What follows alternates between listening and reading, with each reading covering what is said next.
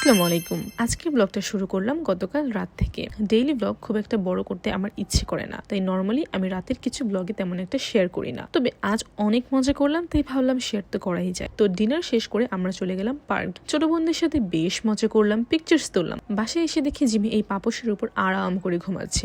বেশ অনেক রাত পর্যন্ত জেগে আমরা নাটক দেখছিলাম। এন্ড তার মাঝে আমার ফ্রেন্ডকে বললাম আমাদের জন্য চা বানাতে। চা বানানোর সময় অনেক মজা করছিলাম আমরা। এন্ড আমাদের ঘুমাতে ঘুমাতে ভোর 5টা বেজে গিয়েছিল। এত লেট করে ঘুমানোর পরেও আমাকে 8:30টায় উঠতে হয়েছে, কারণ টুকটাক বাজারও করতে হবে, আবার আজ ছোট ভাইকে স্কুলেও ভর্তি করতে হবে। ভর্তির প্রসেস তো অনেক লম্বা ছিল। আমি আর আমার আম্মু তো ওয়েট করতে করতে একদম টায়ার্ডই হয়ে গেছে। প্রায় 1টার দিকে শেষ হয়েছিল সব, তাই লাঞ্চে তেমন কিছু করার সুযোগই পাইনি আম্মু। সব আইটেমই ছিল ভর্তার। লাঞ্চ শেষ করে একটু রেস্ট নিয়ে এবার ফ্রেন্ডদের বিদায় দেওয়ার পালা। তবে তার আগে তাদের জন্য কিছু মিষ্টি কিনে দিলাম, আর আমরা এই ছানাটা ট্রাই করলাম। বেশ ভালো ছিল। অনেস্টলি বলতে তাদেরকে বিদায় দিতে আমার বেশ কষ্ট হচ্ছিল, তবে কেয়ার করার।